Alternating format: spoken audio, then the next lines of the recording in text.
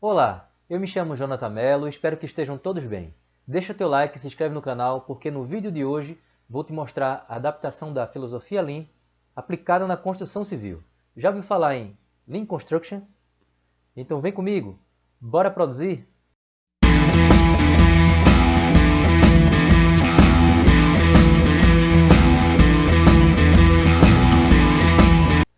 É inegável que a indústria evoluiu muito desde a Revolução Industrial. Muitos cientistas e engenheiros deram forma a muito do que conhecemos hoje ao longo de todo esse tempo. Mas foi no período pós-Segunda Guerra que muita coisa foi refinada. Principalmente quando falamos em controle da qualidade dos produtos e as ferramentas que compõem o sistema Toyota de produção. Muitos dos conceitos continuam evoluindo, com programas que implementam essas ferramentas de um modo cada vez mais organizado e eficaz, como no caso do Lean Manufacturing, Lean Six Sigma e o WCM. Com o volume de informações e os dispositivos que temos hoje, a promessa é de uma evolução ainda mais acentuada com a indústria 4.0. Essa evolução significa, na prática, uma maior satisfação do cliente, que tem suas necessidades atendidas a condições cada vez melhores. Mas quando falamos de qualidade, sistema Toyota de produção e até mesmo do próprio PCP, imaginamos sempre um ambiente manufatureiro, uma fábrica que produz peças para carros, por exemplo. Sabemos que engenharia é bem mais que isso. Aliás, precisamos incluir nesse contexto a mãe das engenharias.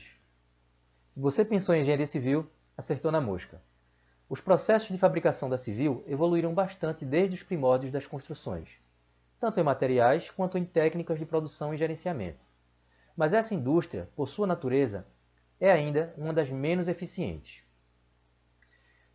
Falar na eficiência de 50% é um sonho para muitas obras Brasil afora. Não só no Brasil, mas no mundo todo. Foi visando eliminar tais desperdícios que dos anos 90 para cá, muita coisa vem sendo desenvolvida para mudar de vez esse cenário. A ideia é bem simples, adaptar métodos de eliminação de desperdícios para a realidade da construção civil. Foi essa a sacada que Cosquela teve na década de 90. De um modo superficial, o conceito é o seguinte: a tecnologia de gestão e execução das obras evoluiu muito com os anos.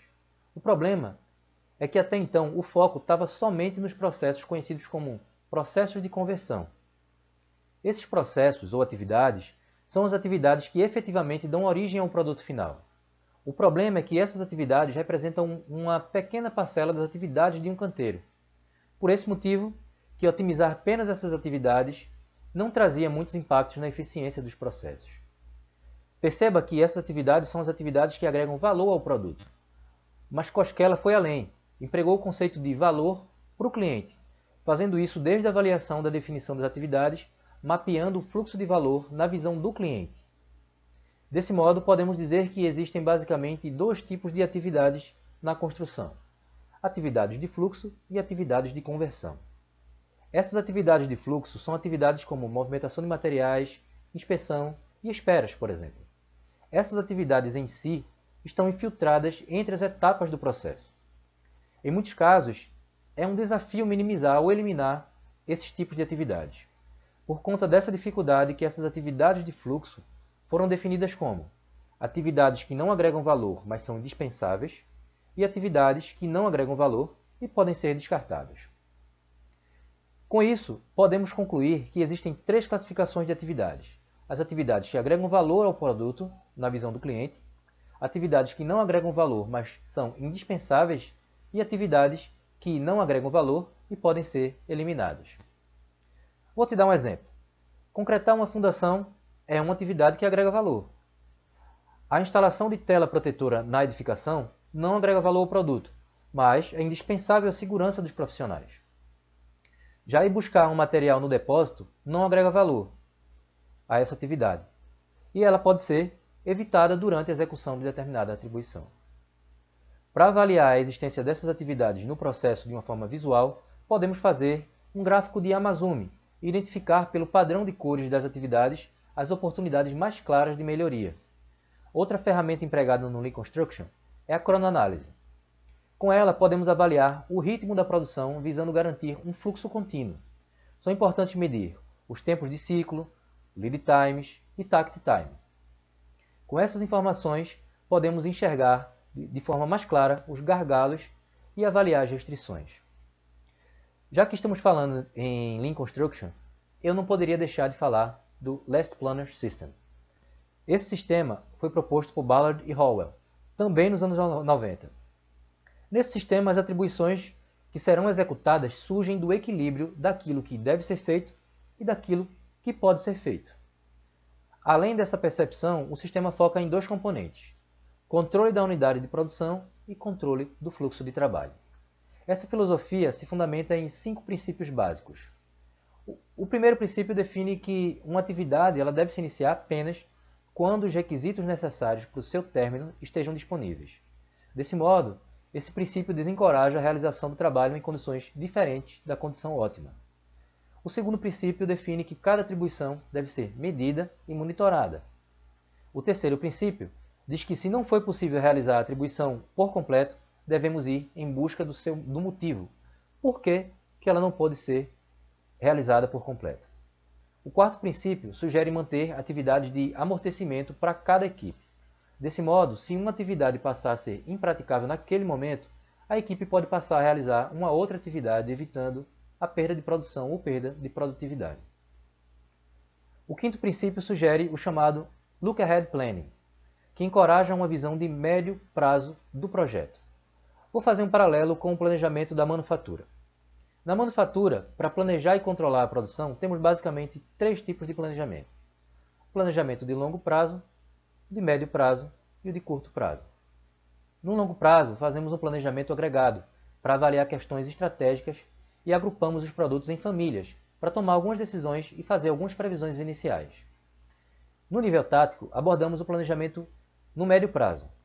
É onde fazemos o plano mestre de produção. No nível operacional, destrinchamos ainda mais o planejamento para atividades do dia a dia. Definimos coisas como o sequenciamento dos produtos, o balanceamento dos postos de trabalho, emitimos as ordens de produção e gerenciamos o cumprimento de tais ordens. Falando agora da construção civil, no sistema Last Planner, fazemos o seguinte: no longo prazo, criamos macroatividades chamadas de pacotes de atividades. Com base nesses pacotes, usamos o método de linha de balanço para avaliar a execução de tempo e local, avaliando de forma gráfica o choque entre as equipes e os ritmos de cada atividade. Com essa metodologia, podemos definir um cronograma mais eficiente. Nesse planejamento, levamos em consideração todas as fases da obra. No médio prazo, podemos usar um planejamento do tipo 6 Weeks Look Ahead. Nesse horizonte, detalhamos um pouco mais as atividades e equipes. O objetivo principal desse planejamento é saber se, nessas semanas, há alguma restrição relacionada a alguma das atividades, sejam elas restrições de materiais, de mão de obra, maquinário, dentre outras. É importante avaliar com critério e propriedade envolvendo os responsáveis pela execução, a fim de ter um planejamento mais assertivo, tanto na previsão quanto no tratamento das restrições e pontos críticos das atividades. É interessante dar atenção especial nas atividades das análises PERT-CPM. No curto prazo, vamos planejar a semana de trabalho. Nesse planejamento, devemos ter um controle ainda maior das atividades, além de ter um maior detalhamento delas. Nesse planejamento, todos os recursos necessários já devem estar disponíveis. Nesse horizonte de planejamento, devemos medir o desempenho das equipes e fazemos isso por meio de reuniões de acompanhamento usando ferramentas como check-in, check-out. Esses dados são importantes para montar um indicador chamado de PPC, que é um valor percentual de cumprimento do planejado. Nesse acompanhamento, é importante ter uma noção real do que realmente aconteceu no canteiro e indicar os motivos de quaisquer desvios do que foi planejado. Se uma atividade não pôde ser cumprida em 100%, devemos saber a causa raiz. Caso seja uma causa complexa e recorrente, devemos iniciar um PDCA para encontrar uma solução definitiva para que esse problema não ocorra mais. A aplicação dessa melhoria é instrumentalizada pelo relatório A3. Nesse relatório, definimos o problema, analisamos os dados e propomos melhorias. Esse tipo de processo ele é contínuo e materializa a cultura do Kaizen. É com essa visão de melhoria contínua que o método se consolida. Em resumo, nesse sistema, a visão do último planejador deve ser uma visão voltada para a antecipação na resolução dos problemas. Com isso, podemos garantir que os erros eles não vão se propagar ao ponto de comprometer os planejamentos de médio e de longo prazo. Associado a isso, a metodologia visa empregar uma visão puxada no sistema, o pull planning. Com isso, podemos ir ainda mais além, aplicando conceitos como just-in-time e qualidade total. E aí, achou interessante esse paralelo entre a manufatura e a construção civil? Se gostou, compartilhe o vídeo com os colegas para divulgar mais essa informação.